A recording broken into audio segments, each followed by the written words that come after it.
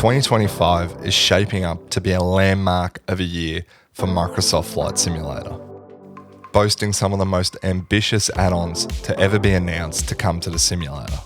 From the sleek BlueBirds 757 all the way to the cinematic camera of the decade. So let's get right into the video and cover some of the most anticipated add-ons that we might hopefully see before the end of the year. Now, just before we dive into the video, developers are slowly starting to stop giving release dates out. Now, while it's slightly upsetting that we don't have an exact date to look forward to things, it's also great because we don't get our hopes up.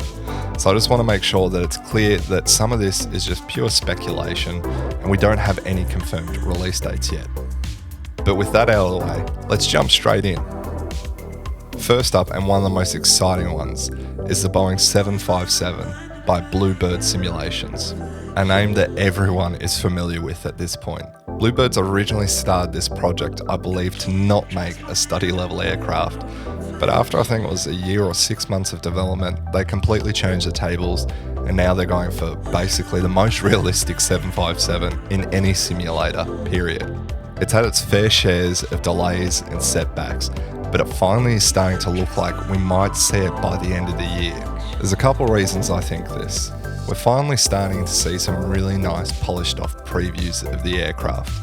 Not only that, but at the most recent Flight Sim Expo, people got a chance to actually try out the aircraft. Now, while it's still in development, not completely finished, this is exactly what we saw from Fly-by-Wire.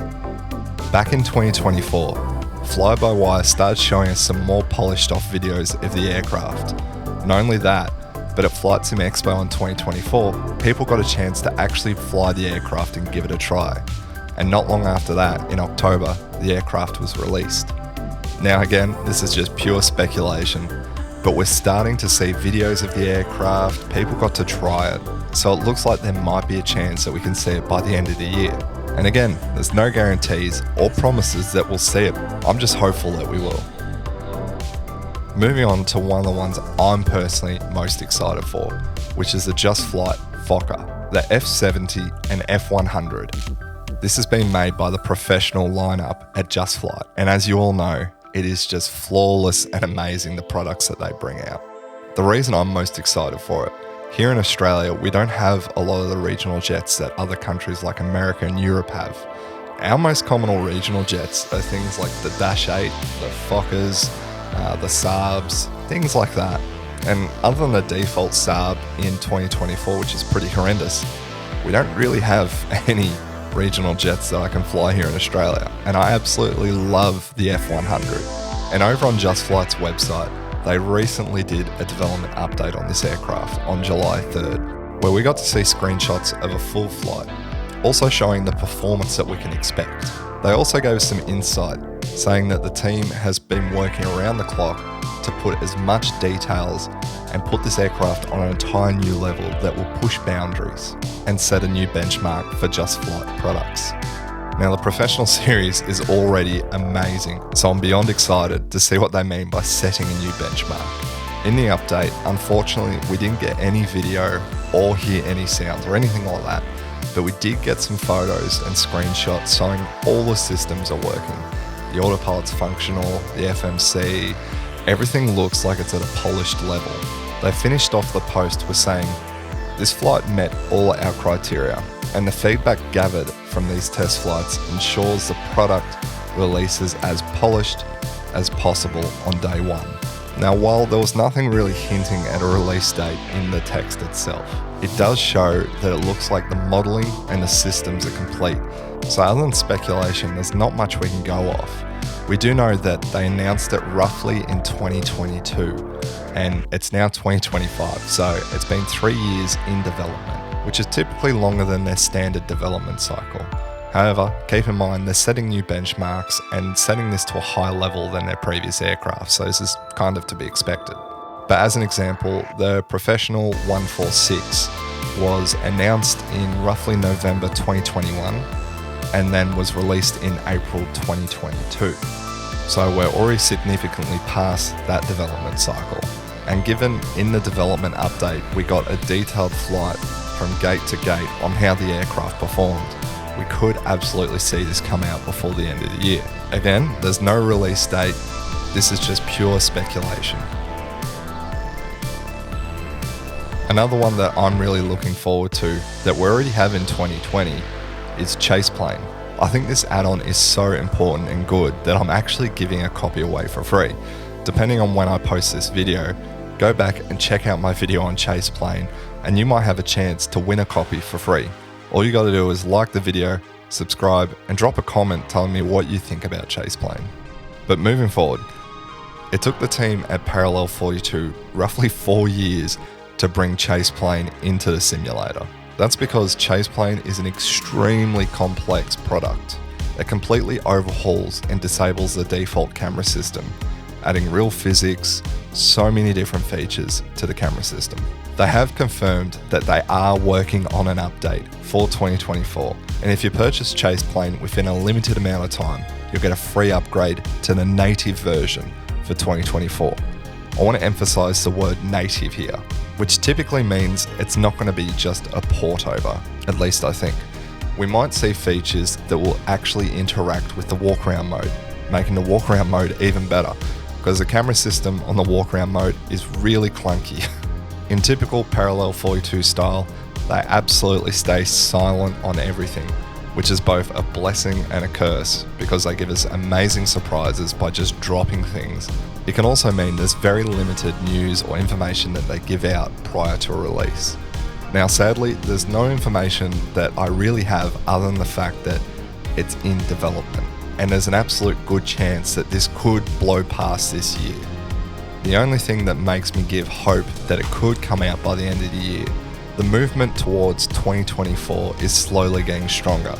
The sims become more stable and more of a choice for people to fly on, which in terms also means demand for add-ons increases in the new platform. So other than this little text box that says we'll be getting a native version for 2024, there's nothing else we have to go off. But what you do have to go off is this. Alright you legends, before you haul tail, want to altitude and chill off camera? Then join the Discord. We've got all the latest in flight sim hot takes, along with the latest and breaking news in flight sim. And not to mention, memes. Aviation memes so bad they're good. The link's in the description, so come join the virtual chaos. Back to the video. Anyway, and an add-on that I thought got abandoned, but has been recently announced to still be in progress, is the iniBuilds A380. Now iniBuilds teased off the A380 even before the A350. It's been in development for a very, very long time. And it was something that I was following with a very close eye, because before the fly-by-wire, the only A380 that we had that was slightly detailed was the Wilco A380 in FSX. Now I think it's a bit of an interesting choice because the fly-by-wire team did an amazing job on the A380. It genuinely is mind-blowing the amount of detail in that aircraft, and the best part is completely free. Now I think it's safe to say that the INI one will not be free. And if I hadn't got a chance to try out the A350, I probably wouldn't have cared that much and just not bothered with it. But since flying the A350, I'm actually a bit excited. While I'd say they're both at the same system depth, one thing that separates iniBuilds from fly-by-wire takes it a bit further with the maintenance side of things and different types of simulations of engine failure, problems in the cabin, things like this. Not only that, but I'd say their OIT, the little tablet off to the side, is phenomenal. And while the FlyPad OS in fly-by-wire is not bad, and their mini IoT isn't bad either, I'd definitely say iniBuilds takes the cake there. And I'm kind of interested to see what difference it can make when there's a studio that has money to invest in an aircraft more than fly-by-wire. Fly-by-wire is just open source. It's contributors, people who know how to make models and code, help the community and team up together to make this amazing aircraft. Where iniBuilds has developers that are paid and has money behind them that can invest a bit more than what fly-by-wire could. So again, the team stayed completely silent on this aircraft for a long time.